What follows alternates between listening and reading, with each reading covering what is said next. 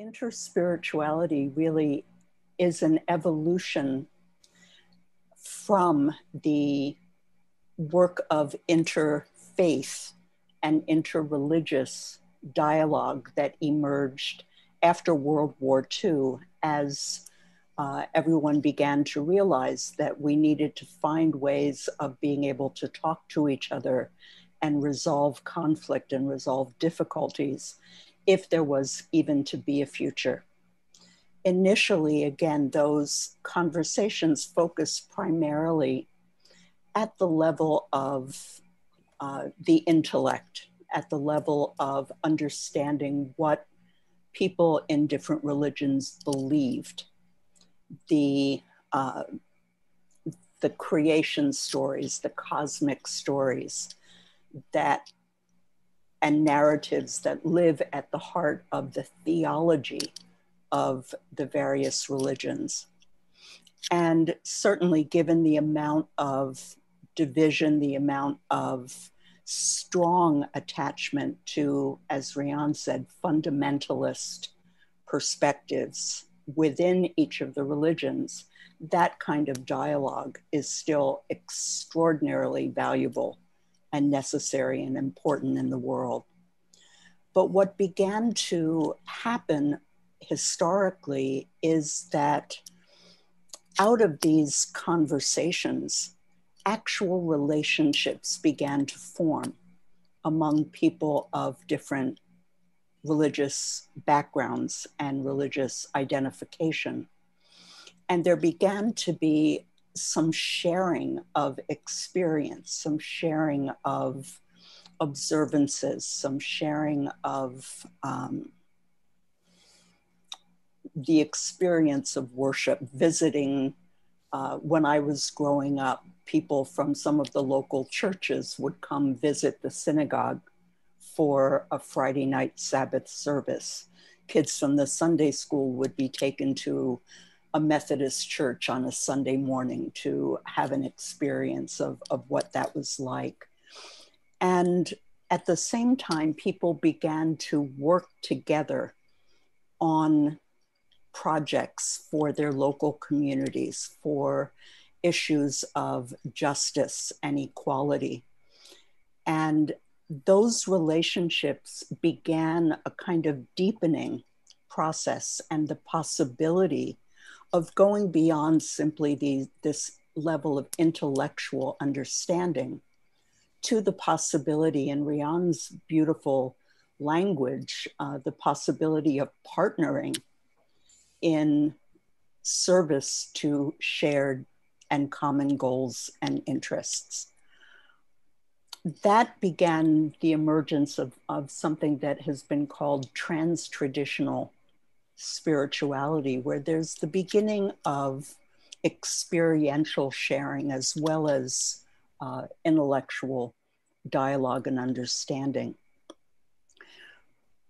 Out of that, and particularly among the most mature practitioners in the various religious and spiritual traditions, as trust developed, as relationships deepened over time and trust developed, there began to be an even deeper level of sharing of practices and of the experience that contemplative practice makes available to us.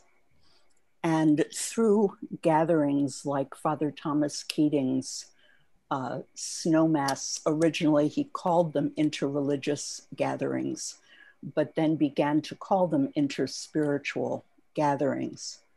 People began to recognize that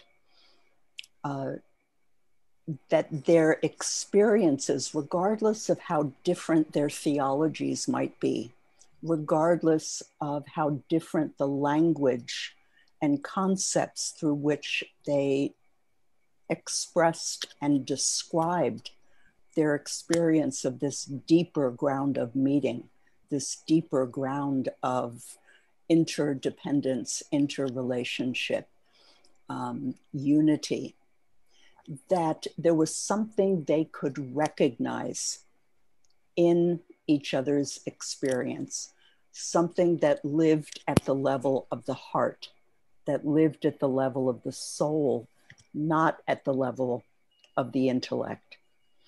And they began sharing together some of the contemplative practices that were part of their traditions that helped them tap into this deeper level of joining.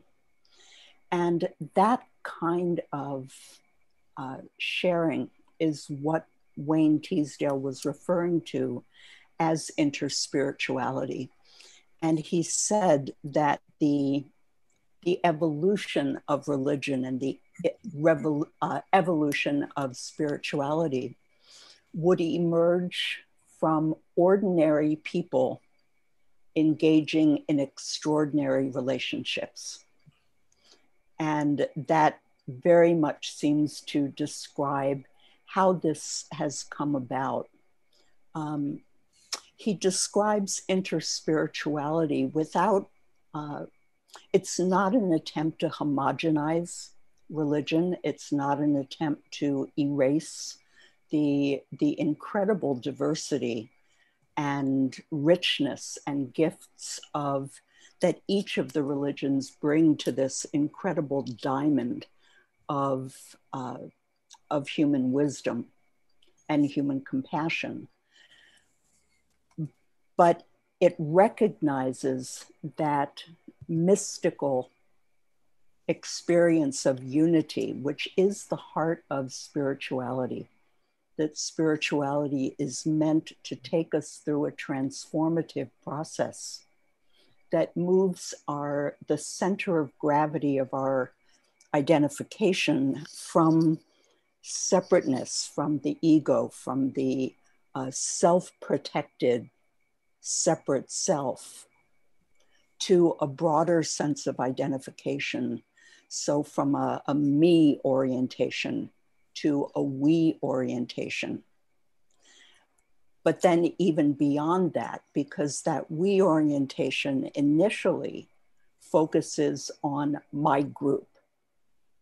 So it goes from just me to my little group, which again is where so much of the division, so much of, as Rian was saying, in-group versus out-group, all of that happens at that level of worldview that says, I'm identified primarily with my group, to an expansion that deeper experience of unity makes possible, to from me to we to all of us,